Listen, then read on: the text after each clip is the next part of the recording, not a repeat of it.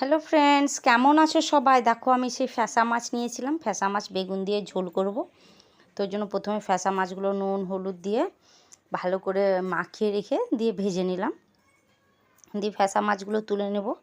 এটা সমুদ্রের মাছ, জানি না তোমরা কে কীভাবে খাও। তো আমি যেভাবে খাই আমি তোমাদের দেখাচ্ছি। তো আমি একটা কড়া, অন্য কড়া আর কি, গরম করে 1 চামচ মতো গোটা ধনিয়া আর 1 চামচ মতো গোটা জিরে, এটা এমনি শুকনো কড়া এমনি ভেজে নেব। ভেজে তুলে এটার মশলা তৈরি করে নেব। মাছের এই মশলা আর কিছু দেবো না, বুঝেছো? মাছের এরকম গোটা জিরে আর ধনা এরকম ভেজে করে তরকারিতে দিলে না মানে গন্ধটা খুব সুন্দর আসে। তো চলো আবার সে মাছ ভাজার কড়াটা বসিয়ে নিলাম। দিয়ে যে বেগুনগুলো কেটে রেখেছিলাম লম্বা লম্বা করে, বেগুনগুলো হালকা স্যালো ফ্রাই করে নেব নুন আর হলুদ দিয়ে। বেগুন তো ভাজতে বেশি সময় লাগে না, আর বেগুন সেদ্ধ হতেও বেশি টাইম লাগে না। বেগুনটা দেখো হালকা আমি ভেজে নিয়েছি। এবার বেগুন ভাজাগুলো তুলে নিলাম।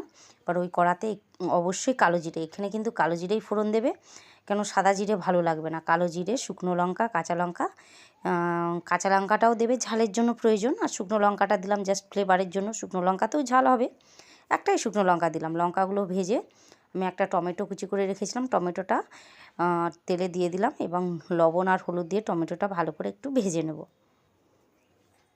লবণ দিলাম আর হলুদ দিয়ে একটু ভেজে নেব। তো তোমরা কে কীভাবে খাও জানিও, আমি তো এরকমভাবেই খাই। সর্ষে বাটাটাও ভালো লাগে, অ্যাকচুয়ালি প্রচুর গরম, এই গরমে সর্ষে বাটাটা করবো না, এই জন্য পাতলা ঝোল করে দিলে সবাই খাবে, খুব ভালো লাগে। আমার ছেলেও খুব পছন্দ করে। দেখো আমার ভাজাটা হয়ে গেছে। এরপর আমি দিয়ে দিলাম জল, আর অবশ্যই একটু লঙ্কা গুঁড়ো দিলাম। এটা আমার একটা জানি না কি, সব তরকারিতে একটু লঙ্কা গুঁড়ো দিতে আমার ইচ্ছে করে, একটু কালারের জন্য। কালারটা, লুকসটাই বেশি ইম্পর্টেন্ট। এটা লঙ্কা গুঁড়ো না দিলেও চলবে, বাট আমি দিলাম। দিয়ে দেখো ঢাকা দিয়ে দিয়েছিলাম যাতে ঝোলটা তাড়াতাড়ি ফুটে ওঠে। এরপর আমি যে বেগুন আর মাছটা ভেজে রেখেছিলাম, বেগুন আর মাছটা দিয়ে ফুটিয়ে নেব। বেগুন ভাজাটা দিলাম, এরপর মাছ ভাজাটাও দিয়ে দেব। দিয়ে আর যে জিরেটা আমি ভেজে রেখেছিলাম না, ওই জিরে ভাজাটা একটু জল পড়ে গেছিলো, তো ওটা শুকনো ডাস্ট করা যায়, তো জল পড়ে গেছিলো, তো কী করবে, ওরকমই আমি শিলপাটা একটু বেটে নিয়েছিলাম।